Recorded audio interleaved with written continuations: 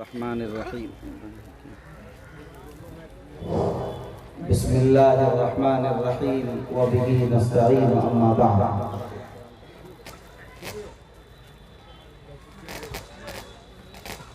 اعوذ باللہ من الشیطان الرجیم بسم اللہ الرحمن الرحیم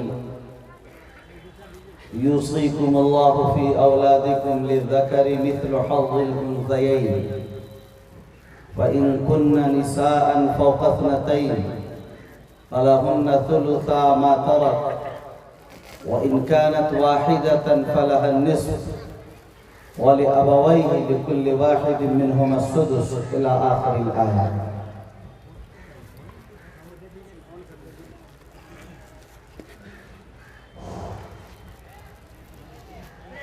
ابھی آپ حضرات کافی دیر سے بڑے اہم موضوعات پر بڑے اہم خطابات سماعت کر رہے ہیں اور ہم سب کے مخدوم مربی حضرت امیر شریعت دامت برکاتہم العالیہ تشریف رکھتے ہیں۔ دارالقضاء کا قیام بھی عمل میں آئے گا، قاضی کا تو دستار بھی باندھیں گے اور اس کا تقرر کریں گے یہاں کے لیے، اور حضرت کا صدارتی خطاب بھی ہوگا، اور آپ حضرات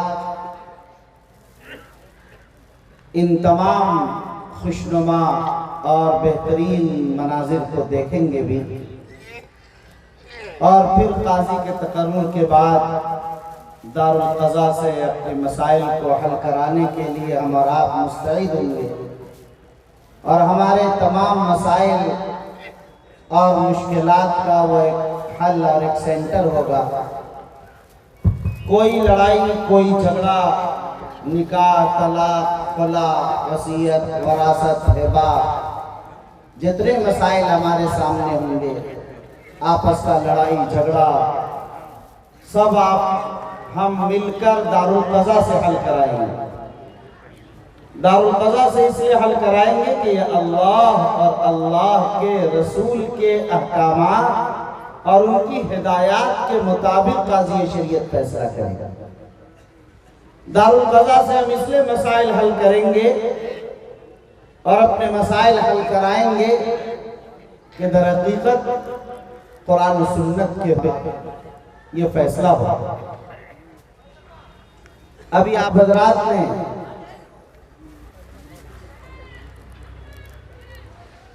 مختلف عناوین پر تقریریں سنی جس سے آپ کو روشنی ملی۔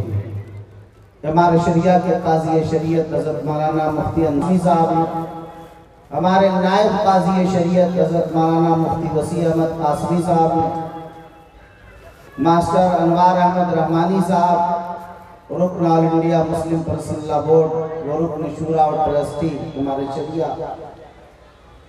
مختلف آپ نے یہ چیزیں سنی، سب کو آپ دیکھیں گے تو آپ کو لگے گا کہ یہ اجلاس دوسرے اجلاس سے بالکل الگ تھلگ ہے۔ یہ دارالقضاء سے متعلق مسائل کو بیان کیے جا رہا ہے۔ یہاں اگر ہم دیکھیں تو سماج میں تو مسائل اتنے ہیں کہ ظاہر ہے اس مختصر وقت میں اس کو نہیں بیان کیا جا سکتا، مگر میرے ذہن میں یہ بات آ رہی ہے کہ ہم لوگ دارالقضاء کو جو جانتے بھی ہیں وہ صرف اتنا جانتے ہیں کہ طلاق کا معاملہ ہو، خلا کا معاملہ ہو، فسخ نکاح کا معاملہ ہو کہ نکاح توڑنا الگ کرنا ہے تو دارالقضاء جائیں گے۔ لیکن یہ بات اچھی طرح ہم اس مجمع عام کو سمجھا دینا چاہتے ہیں کہ دارالقضاء صرف اسی دو چار مسئلے کے حل کے لیے نہیں، بلکہ تمام مسائل کے حل کا مرکز اور تمام مسائل کے حل کا سینٹر ہے دارالقضاء۔ آپ کے زمین جائیداد میں جھگڑا ہو جائے تب بھی آپ وہیں لے جائیں گے۔ آپ کا کوئی ایگریمنٹ ہے وہ ٹوٹ جائے آپ وہیں جائیں گے۔ باپ بیٹے میں، ماں بیٹی میں، بھائی بھائی میں، شوہر بیوی میں جھگڑا ہو جائے آپ وہیں لے کر جائیں گے۔ گویا ہر طرح کے مسائل دارالقضاء آپ کو لے جائیں گے۔ کورٹ اور کچہری थाना, इसका चक्कर आप छोड़ दो। हम मुसलमान हैं, कुरान और हदीस की रोशनी में अपना फैसला काज़ी शरीयत से कराएं। आज इसी के लिए आपको एक अजीम तोहफा हमारे शरिया की तरफ से दारुल क़ज़ा और काज़ी शरीयत की शक्ल में दिया जा रहा है। हमारे समाज में अगर देखें तो आज जो बेराह रवी और रसूम और रवाज और खुराफात का जो एक सिलसिला है, अलमान वाला फीस, वो सिलसिला बढ़ता चला जाता है।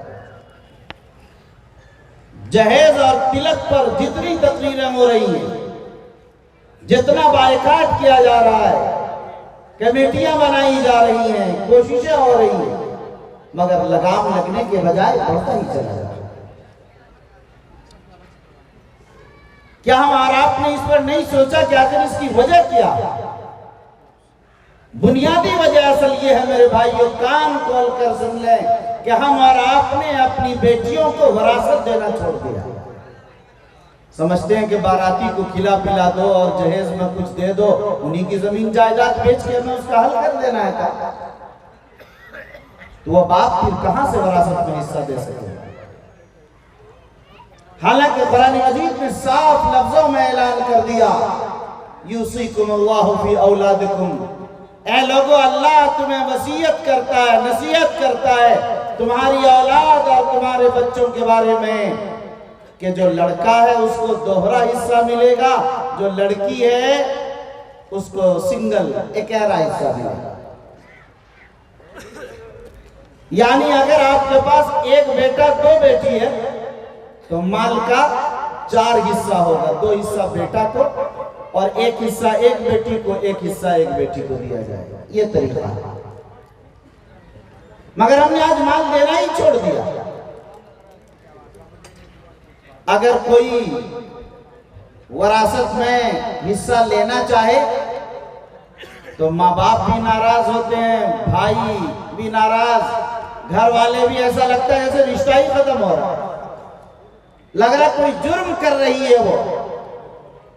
हालांकि जिस तरह लड़के का हिस्सा है उसी तरह लड़की का हिस्सा है, उसके ना लेने छोड़ देने से माफ नहीं होता है।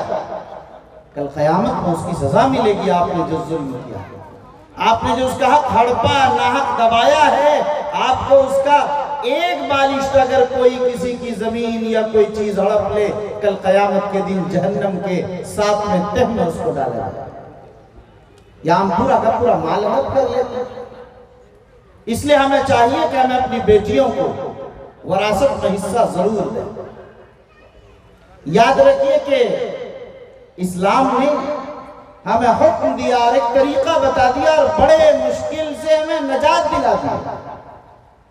अगर हम बराबर बराबर भाई बेटे बेटी में तकसीम करते तो इख्तिलाफ होता। बेटियों को तो मुख्तलिफ रास्तों से मिल जाता माल, इसीलिए उसे सिंगल दिया गया, एकहरा दिया गया। आप जानते हैं अच्छी तरह से कि वहां लड़के के यहाँ तो खर्चा है अपनी औलाद का भी, अपनी बीवी का भी, या बाज़ हालात में अपने माँ बाप का भी और दीगर लोगों का भी सारा खर्चा है, सारी कफालत उसे करनी है। लेकिन लड़की के पास ये सब खर्चे नहीं है। जब तक नाबालिग है तो बाप के जिम्मे है, शादी हो गई तो शौहर के जिम्मे है, उसकी कफालत करने वाले दूसरे, उसे माल की तो जरूरत है। इसीलिए उसे निस्फ दिया गया, आधा लड़के के मुकाबले में।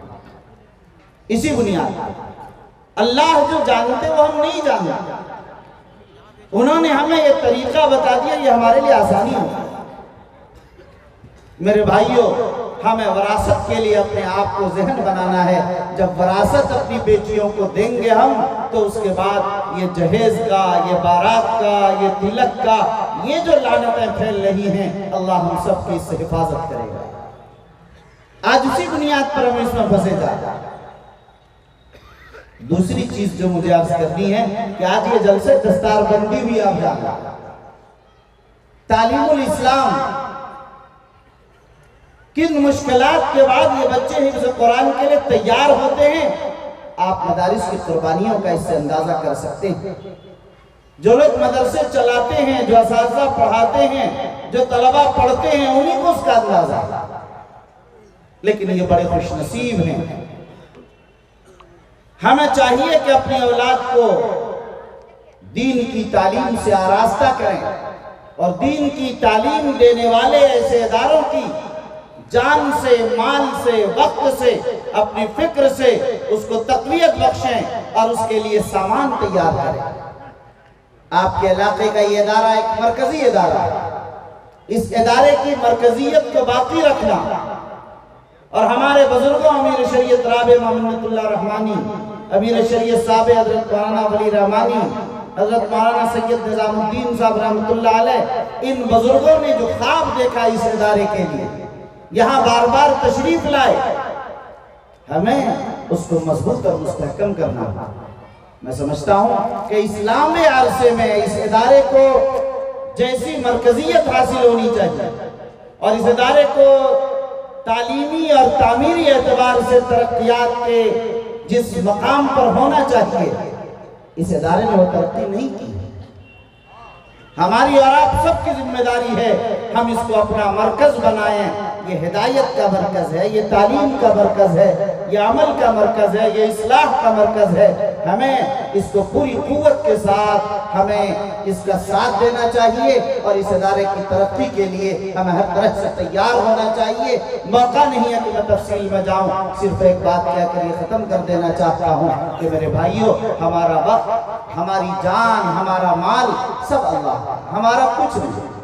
یہ وقت ہمارا اللہ کی راہ میں، اللہ کے دین کی خدمت میں اور اللہ کی رضا کے لیے ہمارا گزر جائے، یہی اصل بنیاد ہے۔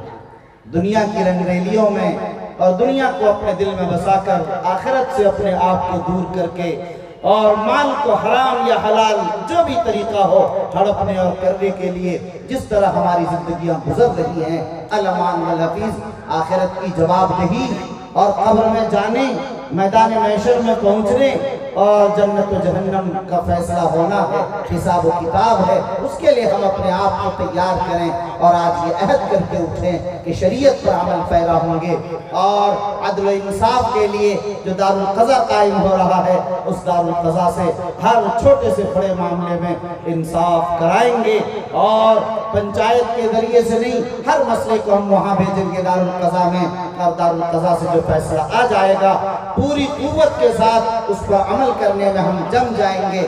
اگر کوئی سرکش، اگر کوئی بے دین، کوئی دین سے بیزار اگر فیصلے کے بعد بھی مکرنا چاہے، نہ ماننا چاہے، ہمارے سماج کی ذمہ داری ہے ہم اس پر دباؤ ڈالیں کہ جو دارالقضا نے اللہ اور اللہ کے رسول کے نمائندہ قاضی شریعت نے قرآن اور حدیث کی روشنی میں فیصلہ کر دیا ہے، ہم سب کو مل کر اس کو ماننا چاہیے، ہمیں یہ اخلاقی دباؤ بھی بنانا چاہیے۔ دعا کریں اللہ تعالیٰ آج کے اس قیام دارالقضا اور اس جلسے دستار بندی اور فارغین حفاظ سبوں کو قبول فرمائے۔ وجزاکم اللہ خیر الجزا، والسلام علیکم ورحمۃ اللہ وبرکاتہ۔ دستار بندی دستار بندی والے حفاظ کرام اوپر تشریف لے آئیں اس پر۔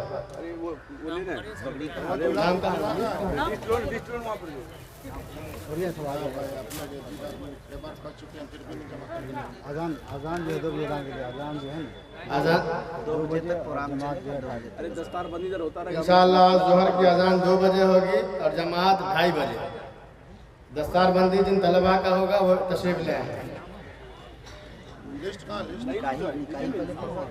موبائل تو ہے آپ کا؟